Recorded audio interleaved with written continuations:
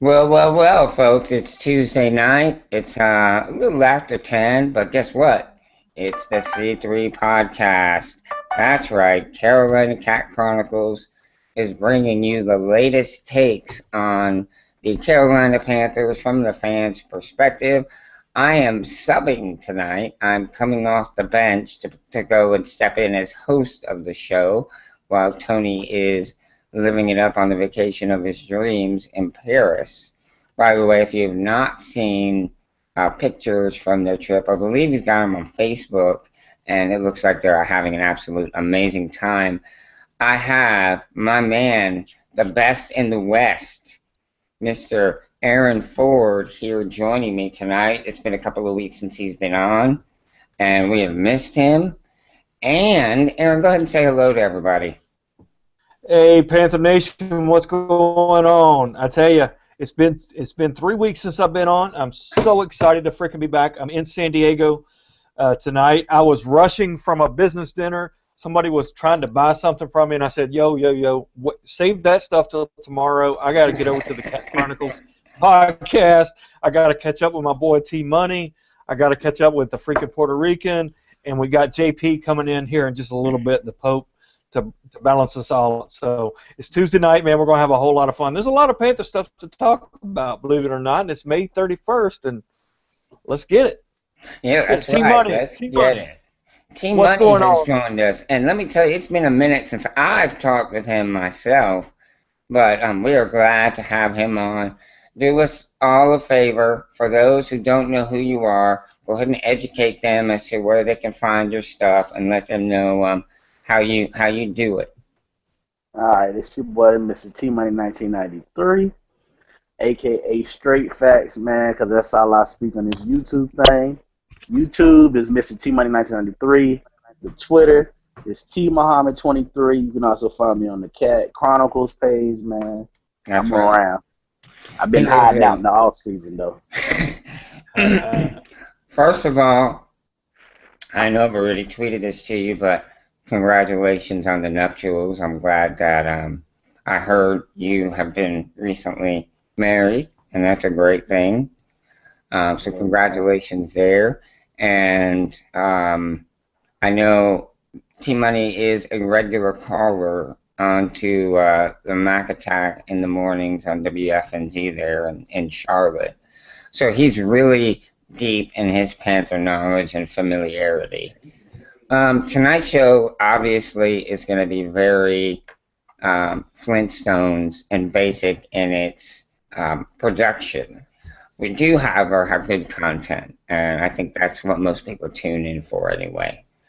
So we'll start with what's hot, I think, is our initial segment of the show. And I'll start with what I've seen out there on the interwebs. I saw Monday Morning Quarterback. Wasn't done by Peter King this week. It was actually done by a female reporter who spoke with Ron Rivera and sort of was talking with him about what it takes to get back to a Super Bowl after losing it the prior season. And no team has done this in 23 years. Think about that. 23 years. I think it was the Buffalo Bills were the last team to lose a Super Bowl and get back to one. And they obviously lost it when they got back. Yes. Unfortunately for them. That was a really super dynamic, fantastic team too. It's a shame they were never able to win one. Yeah, for sure. Very talented.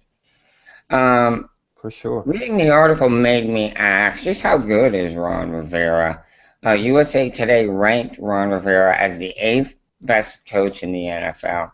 As a side note, he is 8th. As a side note, he's ranked below two coaches he beat down, butt kicking. I'm talking serious stompage.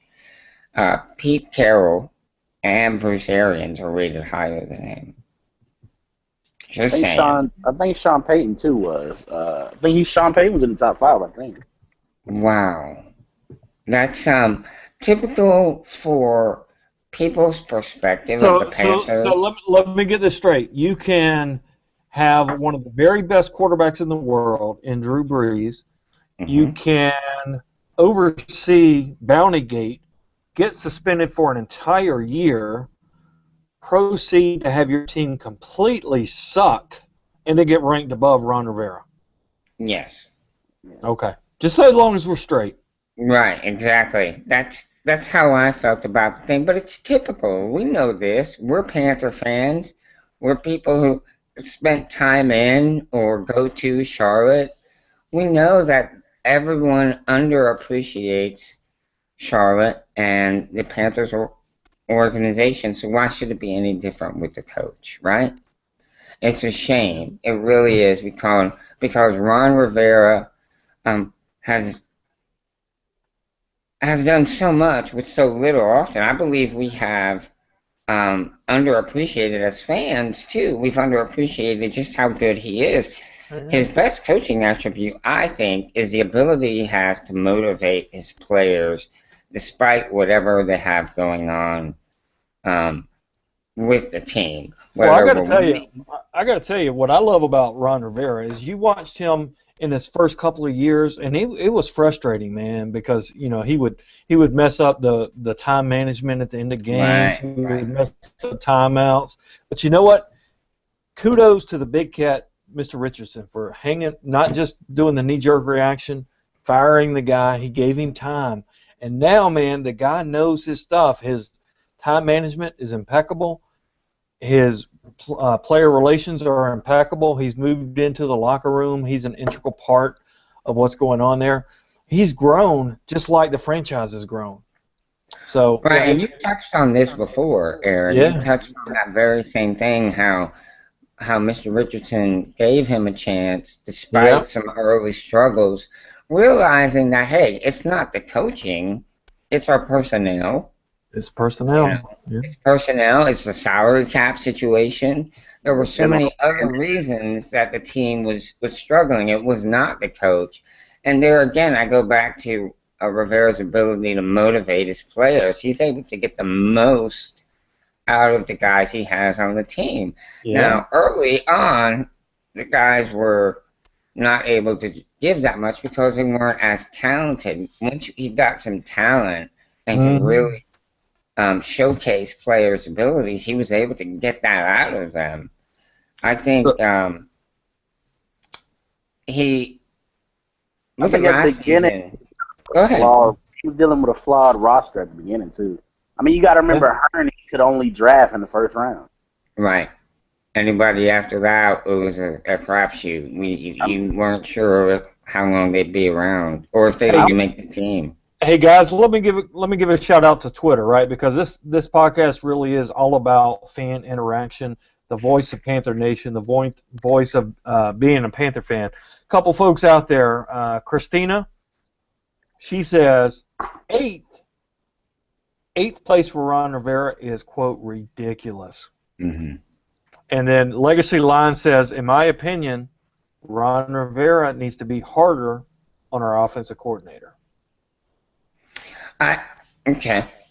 I would agree with both of those statements. I think it's a shocking fact that he's eighth, with as good as Yep. he's done with the team he has, and I think he could be harder on Sean. No, Shula, Mike Shula. Shula. Mike Yeah, Shula. he could certainly be harder on him and demand him to, do So the some point, things differently. heck yeah. So the point is, C3 Girl Gang knows their stuff, no doubt about it. Anybody That's else out there on Twitter, join in the conversation. Use hashtag C3. We'll talk about it tonight.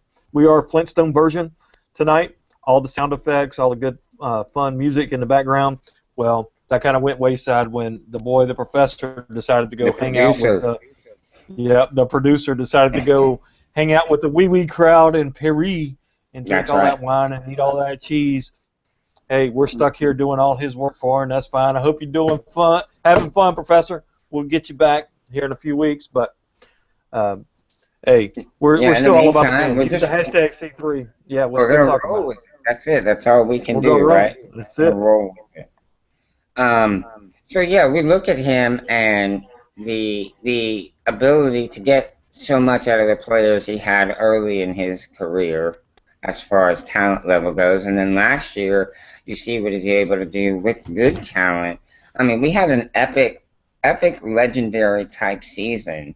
Think of how many people have been fans of teams that were never able to see their team go 15-1, and have Right. yet to see their team go 15-1.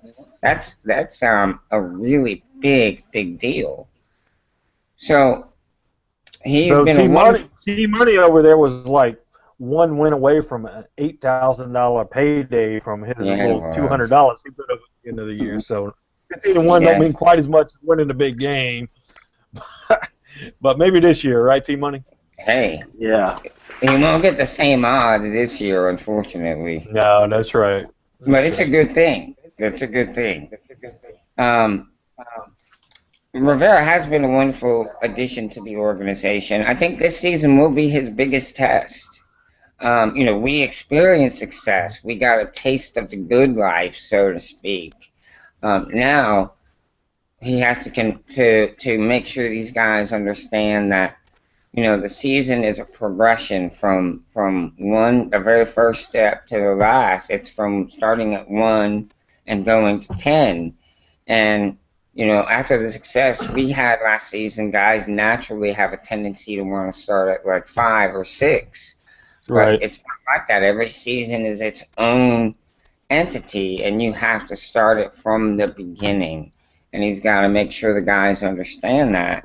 So I'm really excited about seeing what he's able to do with the players this year, getting his team driven enough, having the desire, the fire like they did last year to get them back to the Super Bowl is going to be the ultimate test. The good thing, they didn't win it. So kind of left them feeling, I guess, half empty. And that should serve as a big motivator to finish what they weren't able to last year. What do you think, T Money? You think it's going to be tough for him as a coach to get those guys jacked so they can get to the big one again? I don't think so because it's not only about him. I mean, I feel like he's got a good coaching staff, and I feel like he's got a good group of leaders who's not going to let anybody, sit back and take it easy or think that they're better than what they are. I mean, with Cam and Luke and Thomas Davis and them guys and Khalil and Osa, I don't think they're going to allow that.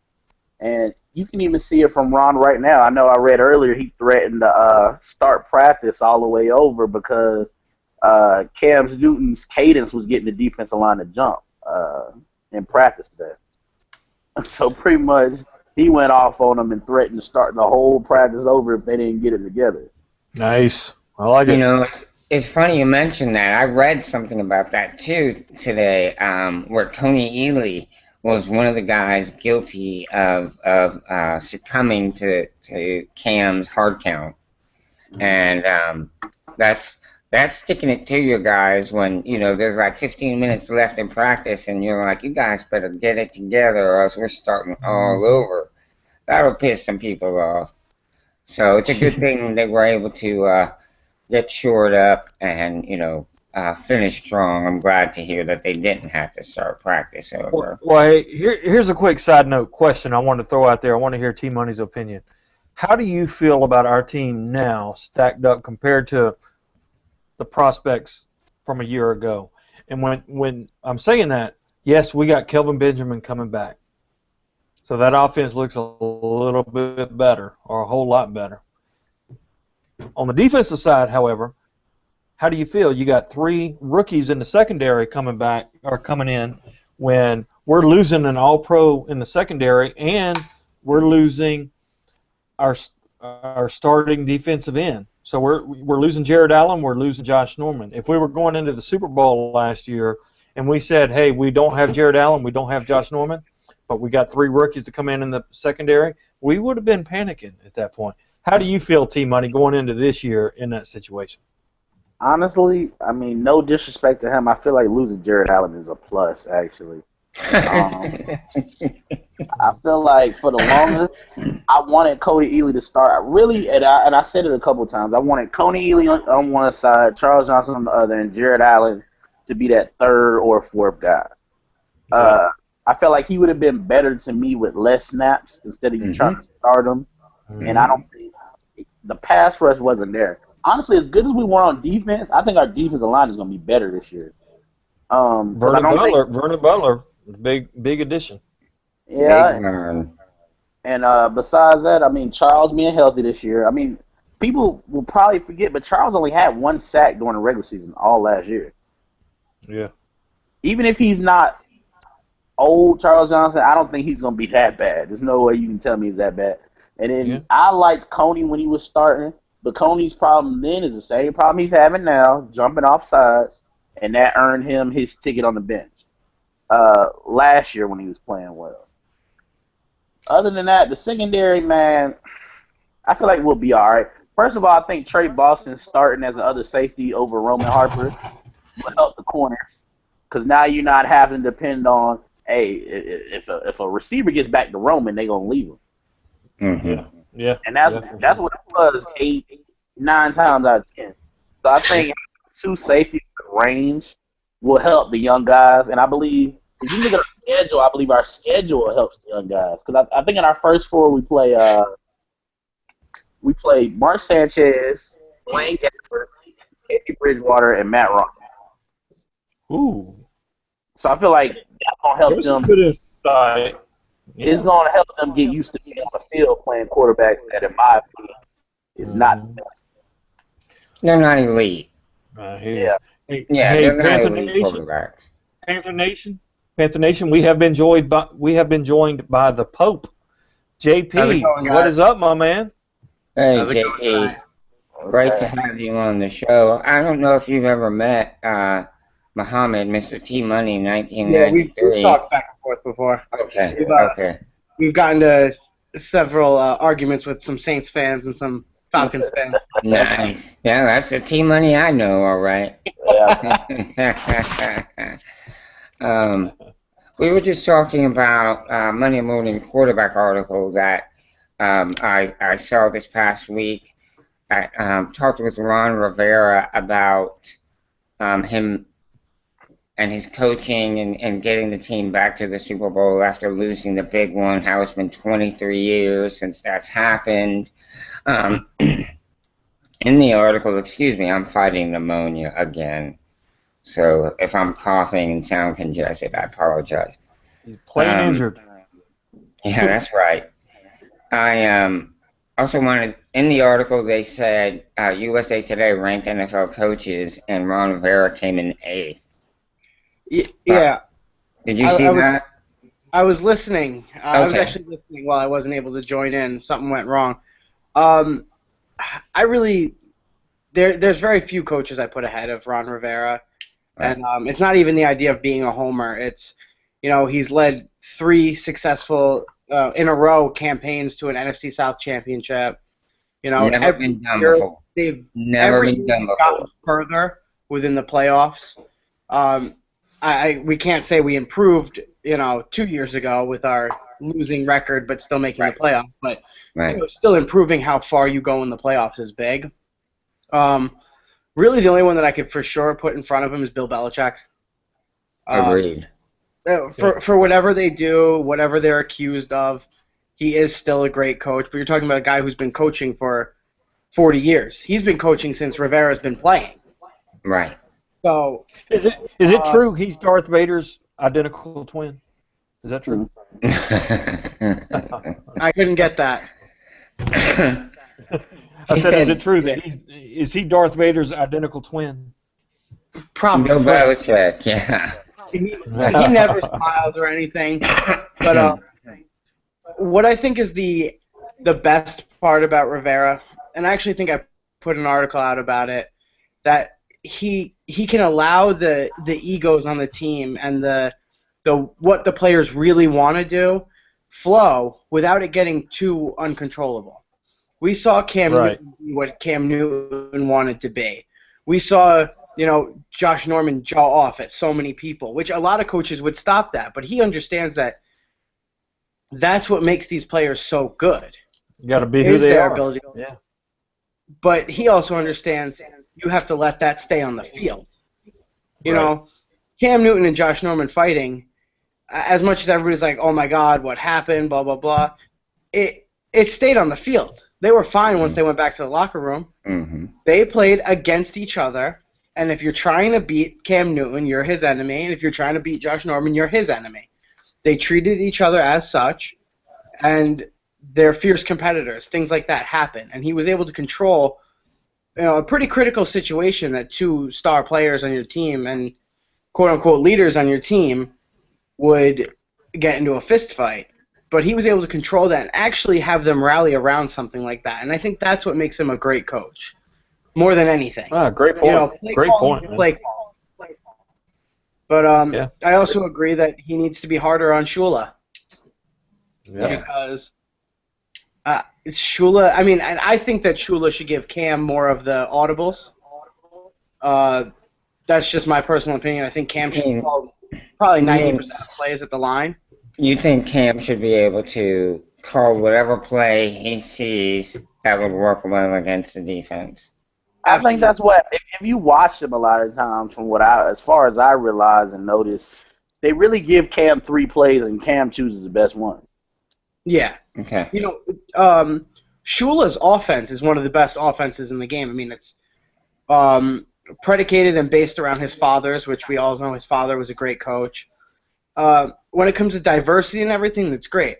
But we also have to remember the things that the Panthers were lacking last year was, we had one deep threat, and he was a 50-50 catch guy. Yeah. And they lacked, everybody always wants to fight and yell for the screenplays, which work, but not when Fozzie Whitaker is the one catching him. Right. There's I agree with the personnel. I think he probably had to cut part of the playbook out because first of all, Ted Ginn's not running precise enough routes to run a lot of short, accurate passes. That when people say, "Oh, we want Cam's completion percentage to go up," Ted Ginn's not running routes like that. You want Ted Ginn going deep. You want him running routes where his speed is going to scare somebody, even if it's like a comeback route or a slant route, something like that. He's not running. Ted Ginn's not running Julian Edelman route. No. Right. He's going deep, or he's going, all his routes are going to be like 15 yards or more. He's not running any short cross the middle. No, he's a go deep kind of guy. Yeah, that's it. Right. And actually, guys, hold your breath. You make a good point when you talk about the lack of receivers, because getting a guy open is just as much dependent on what the other receivers route they're running as it is the guy who is running his own route. You got to make the defense think about more than just the one guy. So if another guy is not running precise routes, that's going to affect the play, and you're not going to get as much of a window as you might if the guy's running a good route. That definitely comes into play too.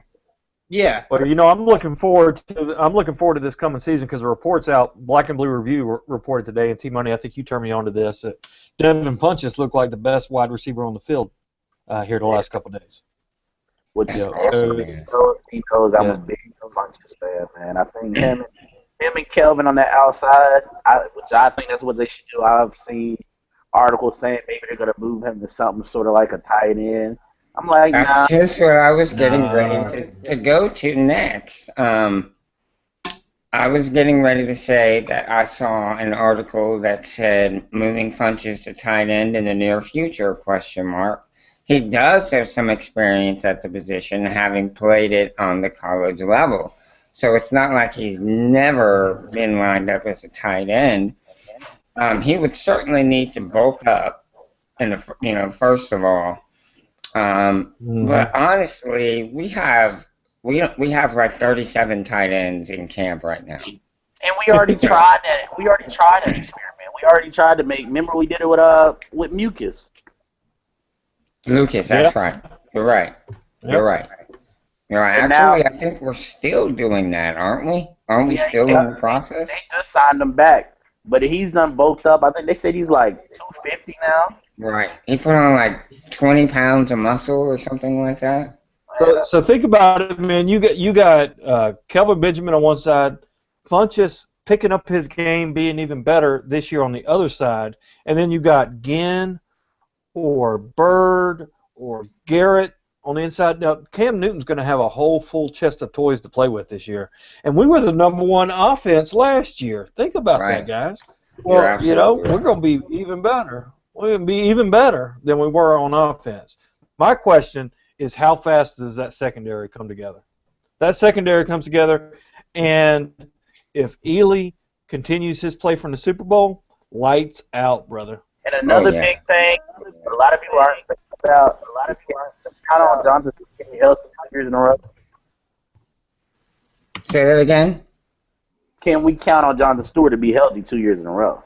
Oh, you're right. That's a huge question mark. Hey, who was saying? Who did Black and Blue Review say was the best looking running back on the field the last couple of days? Wager? We all get off this Brandon Wager thing. Like, hey, he's extremely likable. He really is. Stop. Wager time. Y'all do it every year. Y'all find that one person. Hey, check this out. Just to back you up, T-Money. The very first Draft Tech mock draft is coming out later this week. I'll give everybody a sneak preview. Draft Tech will get pissed for me saying this, but my #1 pick, running back out of Stanford. The complete running back. Yep. Christian McCaffrey. Christian McCaffrey, yes, sir. Wow. 3,496 all-purpose yards, shattering Barry Sanders' record. And I got one name for you. Danny Woodhead. Exactly. Wow, that's a great comparison, T-Money. Yeah. Great comparison. I have another name. I got another name for you. Okay. Marshall Faulk. Oh my! We're gonna have to agree to disagree on that one. I'm telling you, Marshall man. Faulk. Are you trying to say Christian McCaffrey is gonna be Marshall Faulk? Brian Westbrook. Yes, sir. The dude can catch out of the backfield. Yeah, Westbrook maybe. I would say that's possible. Westbrook was dope, man. People forget about it. Yeah, he was. And tell me another player that went 100 and 100 in the Rose Bowl. 100 yards receiving, 100 yards rushing. I'm gonna tell you another running back out of Stanford that everybody said was so good. Toby Gerhart. Yeah, good point. This guy's a little different animal than Gerhart. He is. I'm trying to pull up the guy's name. For some reason his name slipped my head, but he put up the 225 bench press over 100 times just to show that he could. Excuse me? What? Yeah. Over 100 times. 100 times? 100 times. No. Just to prove. Good. I'm trying to find his name. He's a major college running back too. Steroid Cheerios? 100 times in what, reps of 10? No, 225. And over a week? No way. It's Samjay Prani out of Oklahoma. Who? Samjay Prani out of Oklahoma. I think that's how you say it. I'm going to look him up. 225, 100. Dude, if you're doing that, you're a strong dude. The most I've ever seen was 50 reps, 51 reps, and that was by that Paella guy that went to Chicago. In fact, the person whose quote this is by, and this is the exact quote I haven't pulled up, is he did 100 reps at 225 with ease, and that's when I knew he was the strongest dude that I've ever seen in my life. Quoted quarterback Zach Sanchez. That's my guy. Oh. He ain't going to the NFL. He's doing bodybuilding. Yeah, he's going to WWE. He's going to MMA. He is a freak. But tell me what you don't like about a guy who is a sophomore that beats Barry Sanders' all-purpose records. He's got a 75-yard That's what I don't like about it. What's wrong with you? This is What's wrong with my you? one question for you. This is my one question for you. How much small throwing play? What defender in the NFL that's a skill position guy came out of the Pac-12, Pac-10, whatever you want to call it, besides Richard Sherman? And that was on accident because they thought he was a receiver. Just saying, like it's not like it's a whole bunch of defense. No, not valid point. But I'm telling you, this dude, a sophomore, lighting it up on all three phases of the game: special teams, receiving, rushing. The dude is an I could animal. see Christian McCaffrey being very good in the NFL. In the right system. I can't see lead back. No. Because I think that he's going to get too beat up at his size. Because 200 pounds really isn't all that big. You know? Not at all. I also don't think that he's the... 189 is not really that big for a wide receiver at 5'8". You know, I mean, a little guy out of Utah. Yeah, I but we're wouldn't have talking him, about right? Steve Number Smith, who's got the attitude of a man that's 6'6", 350. Whereas McCaffrey... Don't count McCaffrey short, brother. And not only that, as great as Smitty is as a Panther, let's not act like we haven't seen Smitty get killed. Yeah. I mean, and you haven't seen him kill people so bad. But he killed people so bad that we actually have a segment on the show called Ice Up Son after the man. But I'm saying you don't remember the broken arm touchdown he had versus the Giants? Yeah. Yeah. No doubt. I mean, we see I like McCaffrey personally. I think he's super talented and a fabulous, awesome college player. But the NFL is so different. It's so different. It's way more physically demanding, and the guys play with a lot of malicious intent, I'll say. I think he'll be a system guy. I think if you put him with Brady and them, I think he'll be a star. I think we run too much power football. Yes. Have McCaffrey as your lead back in Carolina. That's my ideas. I think he'll be good, but I think that our system doesn't. All right. So necessarily. We need a Jonathan Stewart copy. So that's why I think the best fit for us out of next year's class would be. I mean, you want a Jonathan Stewart copy? Let's go height. Let's go weight. Let's go school. Let's go Royce Freeman. I mean, he's the size. He's got He's got better footwork. He's got a healthier past, and I mean, he's got the stats. I wanted Derrick Henry. So I hear you, man. You clone it. But I'm telling you. Think about this right now. Right now, you got Jonathan Stewart, who is the bulldozer. He comes off the field when it's time for receiving, and they put in Fozzie Whitaker. Right? He's that third down receiving back. McCaffrey can do it both. Now, granted, he's a little light in the loafers. I think he can put on some weight. And I think he's still got other backs that you can bring in to complement him, such as Whitaker. I think he has a type of frame of he can gain weight and keep his speed. Because some guys can't do that. Some guys can, that's true. But I'll tell you, a sophomore that beats Barry Sanders' record is worthy of a number 30 or preferably number 32 draft pick. I definitely think he's talented. There's no question. I just don't think he is our guy. You know, he's not what we need. Even, as a third down back, perhaps. Kick returner, perhaps. But to be that bell cow guy, he's not a fit for us. But yeah, that goes back to, do you trust Stewart? Because Fozzie already showed us in the Atlanta game and in the Super Bowl, he can't pass block at all. No. And that's what separates Jonathan Stewart from a lot of other running backs. Because our whole thing is when we was max protecting, even in the Super Bowl, we still couldn't block Von Miller because Fozzie couldn't block. Right.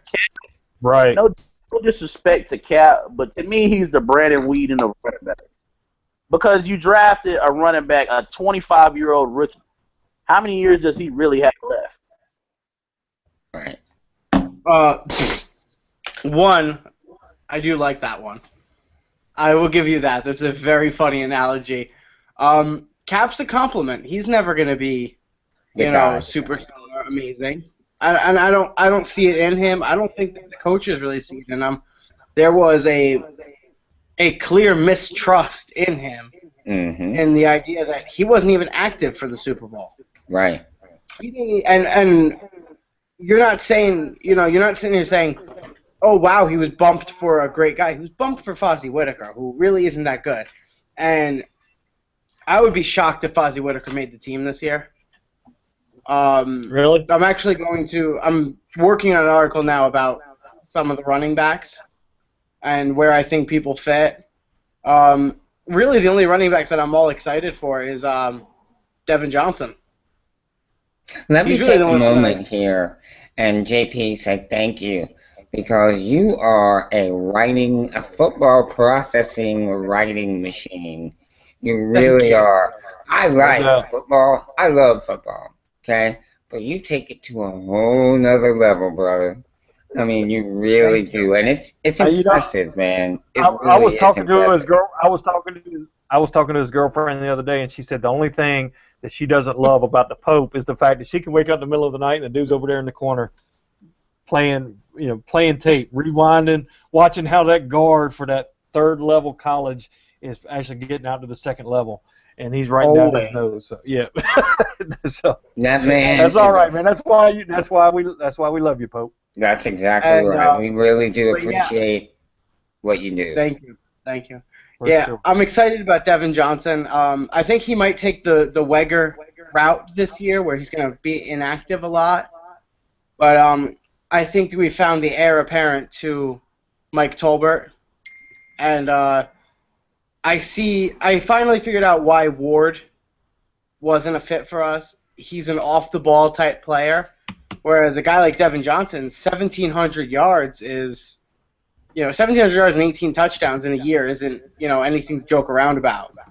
He's a pure power guy, and the guy's nickname is Rockhead because he knocked somebody out. Yeah, He but knocked a but man that's- out on the football field. But that's what I say when I say some of y'all fall in love with players every year. Cause oh my God, y'all talking about Ward last year. Oh, Ward is it? Greatest throwback ever since Mike Allstott. I mean, that's the way I feel about Wager too. Like I'm just tired of talking about it. Well, we are fans, and we're guilty as charged. We see a guy come in and do some things differently and maybe be better at something than another I guy still we have like currently. Yeah. So we go Plus- goo goo gaga all over him. Plus, we all know the professor and Tober have some issues. I don't know why. like the coach here, I don't know. You're right. He's not the biggest Tolbert fan, just like Tolbert's mom isn't the biggest Professor fan. Yeah, I think it goes back to the days when Tolbert's mom and the professor were in elementary school together. Right, They I got some think kind of so. issue. Yeah. It might just. But this Well, I year, think- who's the young guy you're excited about this year, guys? Go ahead, Team Money. You go first. Guess it's kind of obvious, but I'm excited about Garrett. Yep. Once we finally get the training camp. That's the guy. Isn't he the guy? He's the guy that last year it was Demir Bird. Everybody, including myself, wanted to see Bird come in and light it up and make the team. This year it's Garrett. Now I hope Bird makes the team too. But I would love. See, that's I'd love to another see- person that I wasn't on. I I wasn't know. on the first wagon. Bird's like 5'5", 150 pounds. Like, Right. Dude, no. He's got. Lightning. He gained Right. He gained 8 pounds, so I think he's up to Right. 158. All right, JP. What about you? Who's got you excited as a new Panther? I'm excited about Bird. I want to see what he could do, but I have limited expectations of what somebody with his body weight and height Right. can do. If anything, and this goes to what I've been kind of defending. If anything, he's still coming in as a fifth option guy. He's he's gonna get some runs. He's gonna get some deep draws, and that's about it. But I'm on Devin Johnson and Quieres Garrett. I think Johnson, who again I think is gonna ride the inactive list a lot this year, but I do think he's very talented, and I do think that he can. I mean, again, I'm not a big Tolbert fan either, and I think this guy's gonna be a stronger, bigger blocker. But the guy that I think can make an impact this year is definitely Quieres Garrett. He caught 97 of 99 catchable passes his way last year. Right. That's great. Even if he just takes over the possession role at first, third downs, the idea that most undrafted rookies don't have an obvious reason to be on the field. Somebody that catches passes like that, they do. And everybody's going to say what conference he came from, and I get that, but he's the most productive single-season wide receiver out of that conference. The second most productive was Antonio Brown. Wow. You can say that until you watch him. Go watch him versus Zach Sanchez, and then he blew Sanchez up. He was killing Sanchez, man. When I watched it, I thought he was going to get arrested, man. But that's also something I always like to touch on is. Obviously, Zach Sanchez, we've seen, is not an outside corner. Right. He is the obvious slot guy. But Quieres Garrett knows how to use his body, and that's why he was able to blow up Zach Sanchez, because he's not the fastest. I mean, we're not talking about Damiere Byrd's speed. We're talking about a guy who's, 6'3", 220, 6'4", 220. He's Muhammad size, right? Musin Muhammad size? He is Musin Muhammad 2.0. I seen the article today saying that if Musin was in this receiving core, he would be considered a small receiver. Wow. I always like to say, remember, and I can actually only think of 3 wide receivers from that year, probably because there was only one worth mentioning, but 2 other ones on there. Remember when we had a size problem back when it was Ginn, Smith, and LaFale? Yeah. Yeah. I mean, remember when it was like, wow, the Panthers need to get some size at wide receiver. Now it's like you got 6'6" Benjamin, 6'4" Funches, you got Greg Olsen in there. We got so much size now, and it's guys like that, guys open when covered. What do you do? Right. How do you stop multiple guys like that on the field at once? Plus, then you hang too many guys deep. Cam Newton's gonna rip off a 15, 20-yard run. Right, he's gonna kill you with his legs if you take away his arm. Mentioning those 3. That's Cam Florida. I'm sorry. Go ahead, Team Money. This is a random thing to throw out there. Has Cam gotten slower to y'all? No, I think he's gotten smarter. I think that's a good word. Smarter. He knows he doesn't need to run too fast, and when you run too fast, and there's a difference between speed and football speed. A lot of guys play slower than what they are, and he's understood that him playing slower is playing smarter, because if he's running full speed, he can't make those larger cuts he makes. He's not fast. He's not small enough to make super quick cuts. So you see the slower cuts, and if you're running as fast as you can, you're going to tumble over your own body weight. And I think he's gotten smarter with that. And also just in the times that he runs, he's gotten a lot smarter. But not only that, slower football speed, yes. Athletically, no. When you're running full speed, when you're going all out full speed, your field shrinks, so you're not able to see potential big hits coming at you. When you're running like 3/4 or 80%, the field gets bigger. You're able to see guys who might be able to take your head off if you're not seeing them. You can get down and protect yourself. And I think that's the difference in Cam. I wanted to touch on what you said, JP, about the 3 little receivers. Aaron, I know you're old enough to remember the 3 amigos from DC. Ricky Sanders and the 2 other guys, their names escaped me, but they were there when Doug Williams was there. The 3 amigos. Art Monk was one of them, wasn't he? Yeah. So we had them, but now we've got an NBA front court. in our receiver core. That's right. So we went from pygmies to giants. But yes, we do have a big core. We got Garrett, or is it Garris? Garrett. Garrett. We've got Funchess. We've got KB, and then Greg Olson too. He's a big dude. Hill makes the roster this year. Yeah, don't forget about Stephen Hill. Yeah, so we've got some size, we've got some speed. We're going to be very dangerous at the receiver position. Where last year we didn't have the I want to ask you guys real quick. I want to ask you guys, if you're the GM, who makes the team between Key Garrett and Brenton Burson? Do I have to answer? Do I have to answer? I know. T-Money. No, T-Money's answer. Answer? I'll put Sunshine off the team for about 3 years. At least. He has done nothing, but he has not dropped a single ball this year. I think he's not even dropped a bar of soap in OTAs. JP, what you think, man? Who you taking into that? Quieres Garrett. One, we know what Burson's going to do. We understand he's got good hands and he's going to be a seam runner. But what do he have? Like 114 yards last year. So So here's the real question. I agree with you. Who do you think Gettleman's going to take?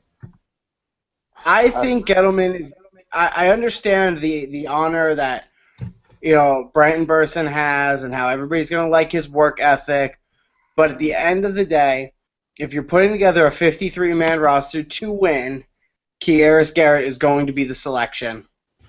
The only reason why he made him is because, sadly, you can put Garrett on the practice squad, and Brenton Burson has been there too long to put him on the practice squad. I'm sure that's what their excuse would be. I think somebody takes Garrett hits the practice squad, he is gone. Yeah. And people need to understand that. Somebody will sign Quieres Garrett. I seen somebody trying to make an article saying that Garrett has been so underperforming that he could probably make it to the practice squad without getting signed. I don't know. I'm so tired. I feel like any of us can go out there right now and run faster than Brenton Burson. Oh my God. I understand, it's about who you know rather than your talent sometimes, but. Well, what you give Burson his due, he's where he's supposed to be. And he does have true hands. He is not a spectacular athlete, but he is going to be where Cam thinks he's supposed to be. And there's something to be said about somebody who you can depend on. To be steady, not spectacular, but your 6 wide receiver, you're not looking for spectacular. Can I interject something here, too? Yeah. Obviously, the Sunshine family is friends of the Big Cats family.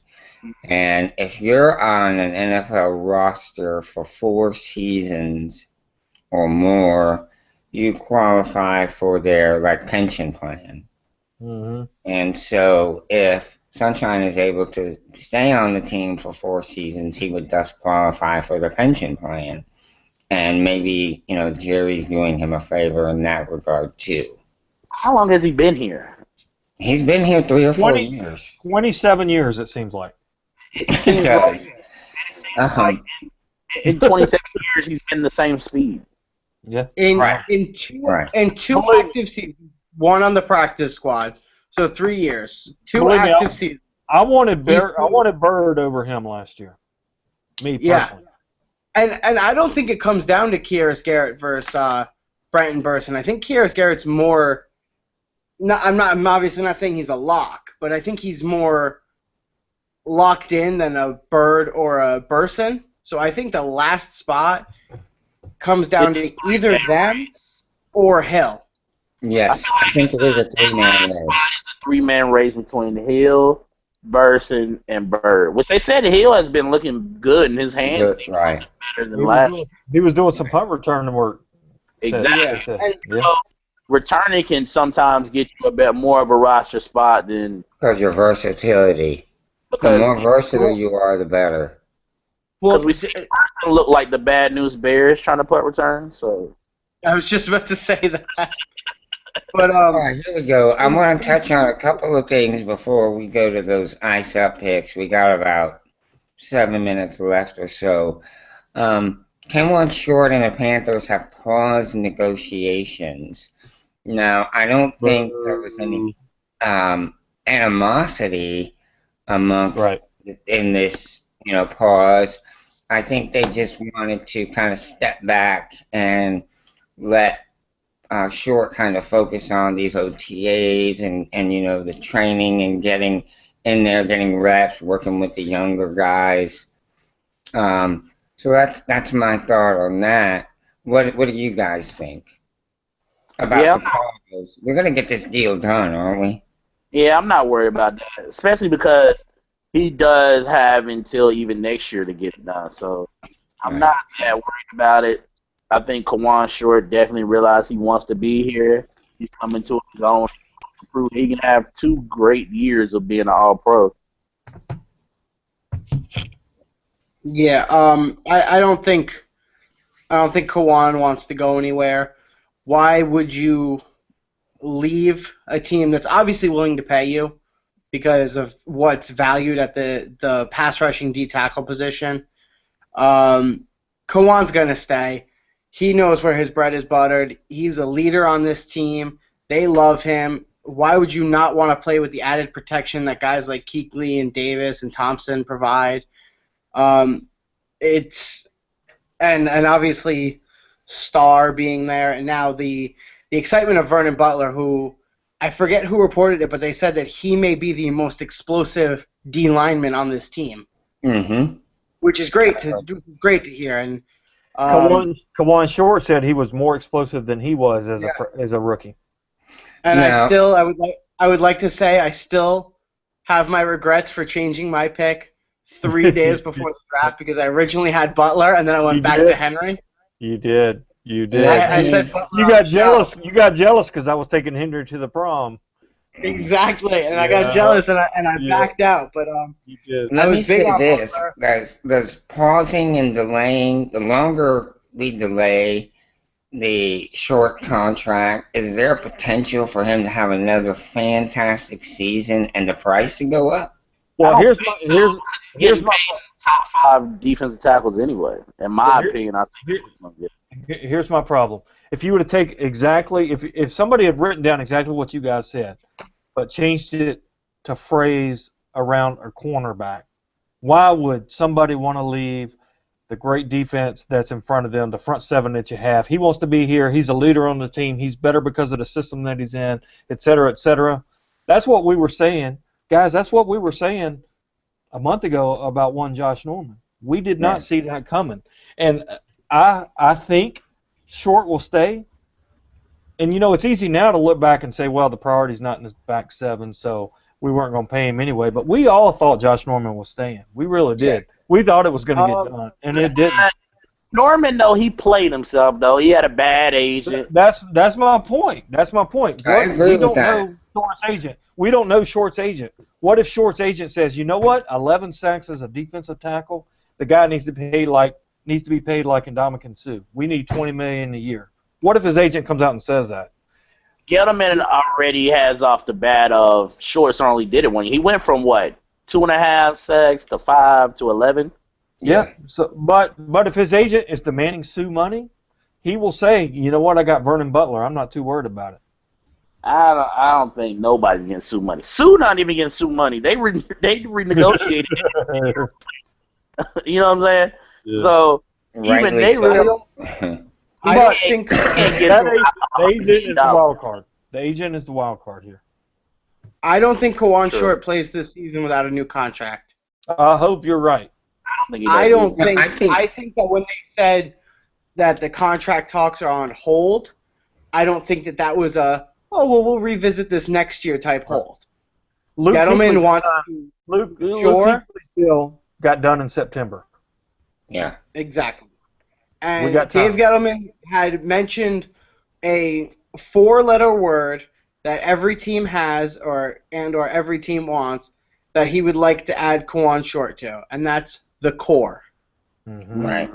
And he's worthy of it. I think that Him and Starr, I would love to see Starr stay.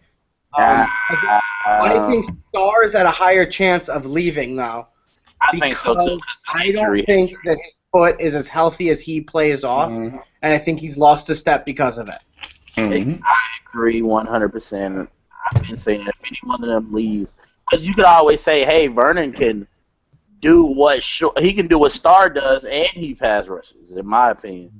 So I think Starr is the unsafe one. I think Short will be a Panther for life, and I have no doubt in my mind that because of the fact of how valued that position is down there in Carolina, is that he will be. And if they can't reach the salary he wants, he will definitely get the incentives based on it. Plus, right now we got $30 million left, and there's no free agents left. I mean, what are we saving it for? Right. We have to spend it. We're saving it for him. Cromartie's we really are. So we're gonna pay him. I think he's gonna get paid. I think the sooner we do it, the better for the team as a whole. It's 11 o'clock. I want to touch on one more thing, and then we'll get to the ice up picks. When coming back from a major injury, I think there's a natural hesitancy about going full speed with whatever that particular injury, or you're recovering from the injury. Regarding our guy, KB, I imagine this to be the same. He has the same concerns. He did, however, recently address this very issue.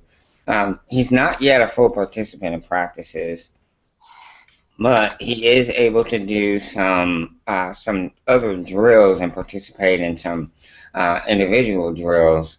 And he has said that in those drills he is going full speed. He's trying not to baby his knee.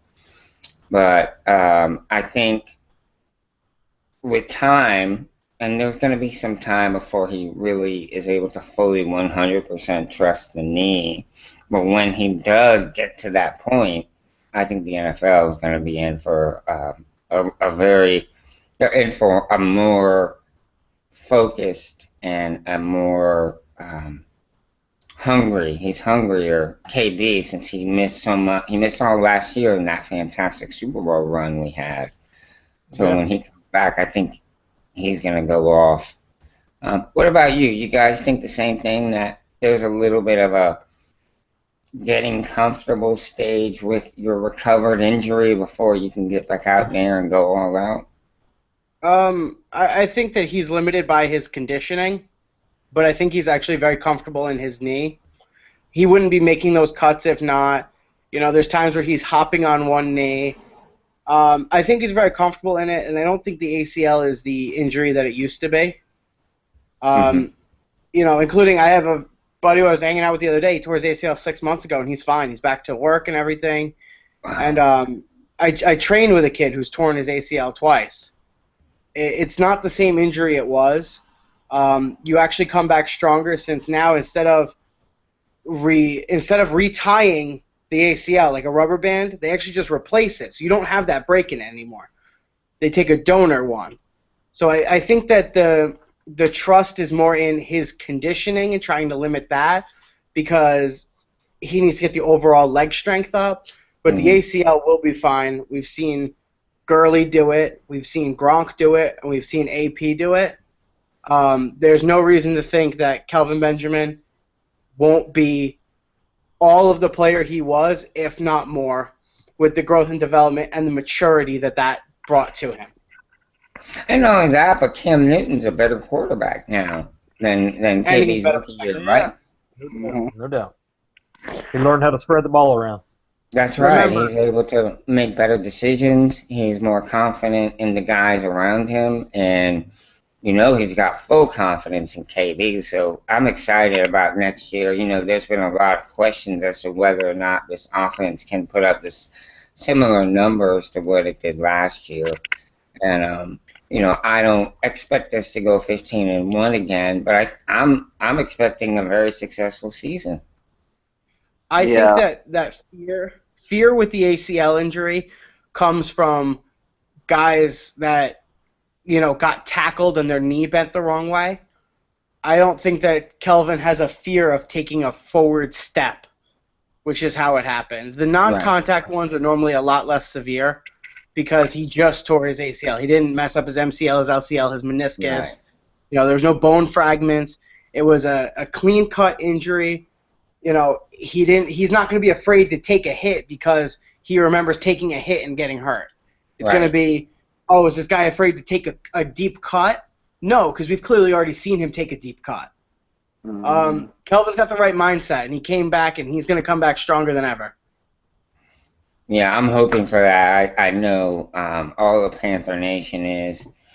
Lastly, we will get to everybody's favorite segment, our very first and the original segment, which is those frigid ice up picks. JP, did you happen to bring one with you? I know, it's kind of short notice you coming on. Yeah, I'm gonna I'll give my ice up to Art Briles and the whole Baylor staff. There you go. Great call. They had to stop this. This is a growing problem in, not only sports, not only football, but just today it's a growing problem. And for somebody to ignore a problem so that you can have guys like Sean Oakman on the field who clearly don't deserve to be on that field, you're disgusting, and you shouldn't be in this. You shouldn't be associated with our sport, because this sport's about good down-home people who like to watch people smack each other around. Right. With helmets on, and it's men versus men. And anybody who participates in that or domestic violence, you can get out of this sport too. Yeah. And I think it's really a shame. The university as a whole should be ashamed of itself, not just the athletics or the football program. The entire university was aware of this, and they didn't take the necessary measures. They really were complicit in this. Great Isa, outstanding one. I really think that's fantastic.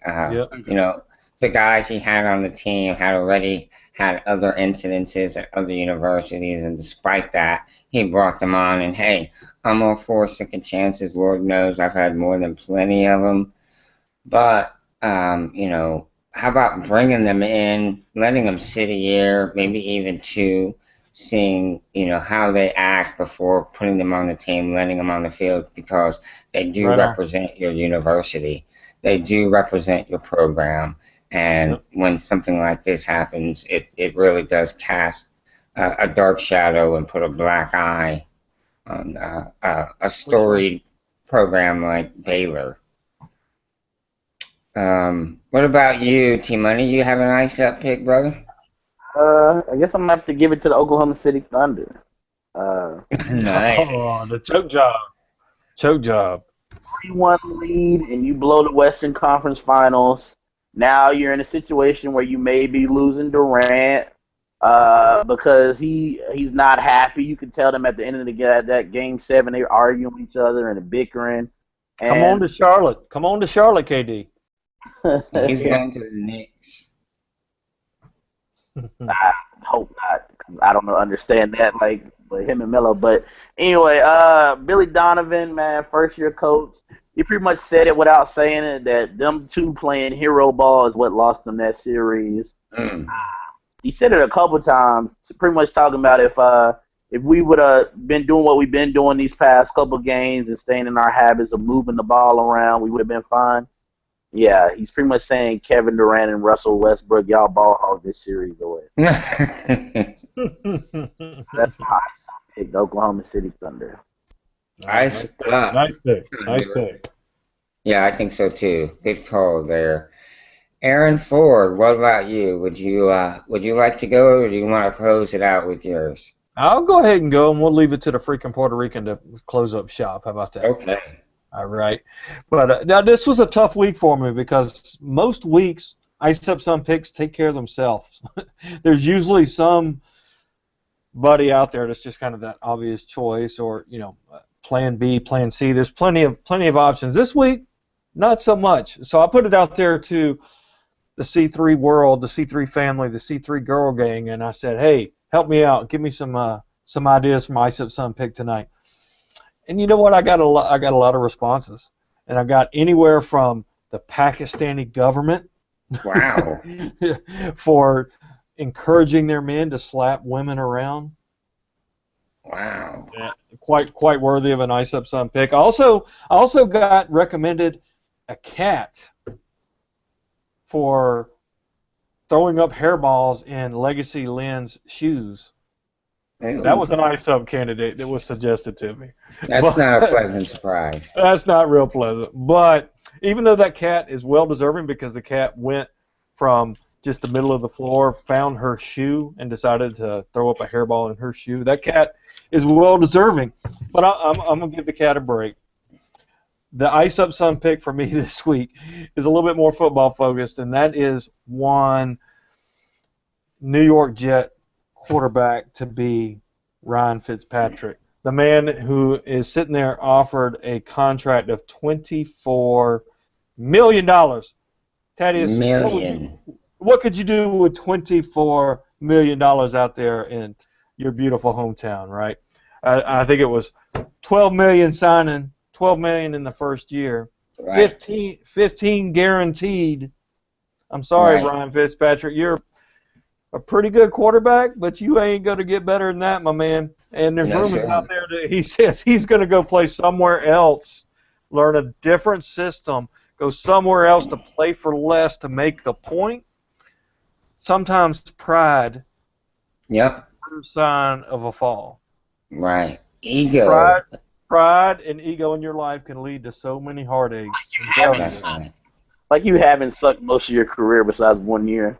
Right, and not only that, but they said with incentives, they were going to be hard to get, but if he was to get them, you're talking $36 million, folks, over 3 years. That's not shabby. So he That has is- upside, right? Nobody's Yeah, going to offer him more money than that. He's Nobody. an idiot if he doesn't take Nobody. that. Right. So Ryan Fitzpatrick, go back to where your teammates want you, the organization wants you. Swallow your pride. You're not getting Cam Newton money. You're not getting who's the guy that just got the big money that shouldn't have down in Houston? Drawing a blank real quick. The Denver. Brockermeyer. He's not getting Brockermeyer money. He's not getting Brockermeyer money. I'm sorry. Osweiler, something like that. Yeah. Osweiler. No. Brock Osweiler. He's not getting Yeah. that money. But you know what? You signed that contract. You, your children, your grandchildren, your great-grandchildren will never go hungry a night of their life. Sign the contract, get pride out of your way, and Ice Up, son. That's all I got to say. Quick side note, didn't he go to like Princeton or Harvard or something like that? He's a Harvard. Harvard grad. Yeah, so you know he's a smart guy. He's gonna be smart with his money. It's not like he's gonna go blow it, so he needs to take it while it's right there. Yeah. He's not being smart by holding out this long. Right on. Ice up. Ice Right, Up. man. Yes, Ice Up, son. My Ice Up pick this week makes me sick with the outright disrespect he's shown fans and the organization he worked for last But season. hey, he's having fun in Paris, so cut him a break. Sorry, Professor.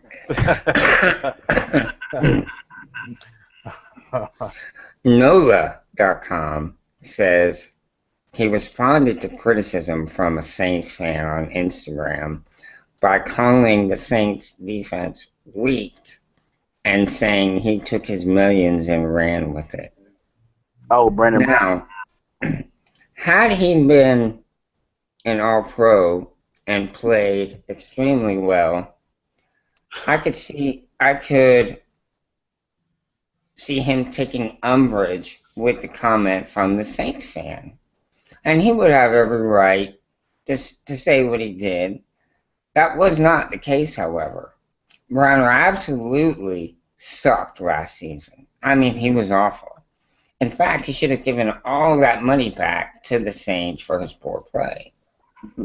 Now, as to whether or not his statements about the team, about the Saints, are true, which is likely the case last season, anyway, he showed a total lack of class and professionalism by making these remarks. Basically, he said, I stole $7.75 million from the Saints and then hightailed it back to Seattle. Well, I wish the Seahawks the best of luck with this player that has proven to me to be a no good piece of trash. So to Brandon Browner, I say to you, ice up, son. Ice up. Well done.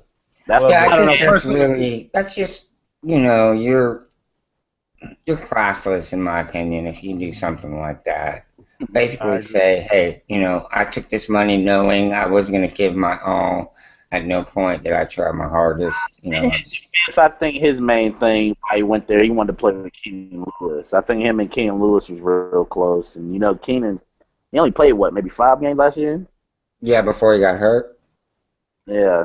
Yeah, I think that's right. Personally, I think Brandon Browner was great for the Panthers last year. He was an He was great for the One game we should start tagging next year. Yeah, I hope he does start for Seattle next year. That'd be fan-freaking-tastic. Yeah, it would. Yeah, it would. You know who I thought was going to get it that nobody gave it to? Nobody gave it to the parents who let their kid fall in the gorilla pit? You're right. They were definitely candidates. Oh, no.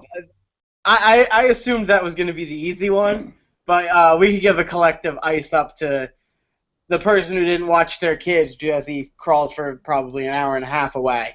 Right. Absolutely. A 4-year-old child. Come on. Christina Really? out there, follower Christina, that was her nomination, was for parents that don't watch their kids. But Missy Russell helped me pull out my Fitzpatrick one tonight. Good. It was a great There's a lot of them. activity. There's a lot of them out there, man. It's crazy. So I figured that's where Joe was going, so I didn't use that one. No. I read that about Browner today, and I was just like, you gotta be kidding me. Well, guys, it is 11:15. We've run over a bit. I want to thank you, T-Money, for coming on. JP, I really appreciate having you. T-Money, if you'll let them one more time, let people know where they can find your stuff and see your work. All right, YouTube, Mr. T-Money 1993. I know I've been slack. I'm going to get back into the swing of things when training camp. So I think I only probably made one real video the whole offseason, honestly. I know. Right. So, training camp time, I'm going to get back on, my grind, coming out with videos. You can probably, if you listen to WFNZ in the morning, I'm on there a good bit of the time. You can catch You'll hear him on there. Page. Twitter, I'm always around T Muhammad 23. I'm always in a discussion with those guys from the TTC. We was arguing actually before I got on got in the podcast. So yeah, he's a great follow, people. If you don't follow Mr. T Money, you really should. You're doing yourself a disservice by not following him. And thanks again for coming on, T Money. We really do appreciate it. JP, let people know where they can read your stuff and let them know if they want to converse with you about the Panthers or really football in general, where they can reach you at. Absolutely. As always, you guys can find me on C3's website. I have a few articles I'm working on now. I got one about offensive key battles in camp. I'm going to have the major key Quieres Garrett article, the Rockhead article, and I'm going to throw one out there on Kelvin Benjamin. Just because I have a little bit of background in training for strength and conditioning, so I know what it's like to train people to come back from an ACL injury. So I'm going to put something out there that maybe can get some people to breathe a little easier. And just follow me on Twitter, JP_TRE18. I'm always looking for a debate, some ideas on articles. If you got some players you want highlighted, I am the guy to do it. So follow me and hit me up on there. I'm always willing to talk football, 24/7 as I'm watching more film. And again, folks, this guy is a machine when it comes to football and football information. I'll tell you he what. knows it all. He's Yeah, I'll well, tell you, Panther Nation, if you're not following JP and you're not following Team Money, ice up, son. Both there great you go. podcasts. You need to get out there Tell and it do it. like it is. Tell it like it is, Mel. And this is Aaron Ford, our resident Best in the West partner in this whole thing. Let them know where they can find you at, if you would, please. Yeah, you can catch me on Twitter at Panthers Drafter. You can catch me anytime. You can catch me out on Facebook, all that good stuff. But hey, we're just fans having a good time, enjoying the Panthers, and keeping the conversation going. That's what we do. So the best place to catch me is every single Tuesday night at Cat Chronicles on YouTube. Go out there and subscribe. Give us a thumbs up. Leave some comments. Be a part of the conversation. That's what we're all about. No other show anywhere is every single week about the Panthers like we are. So that's the best place to catch us. Yeah, he's absolutely right, folks. We do this podcast every week. I think of only 1 week, perhaps, where we've not done it in the last couple of years. We enjoy it. We're Panther fans, and we want to share our thoughts with Panther fans. But at the same time, we want to hear what you guys have to say. So please, leave tweets, reach out to us.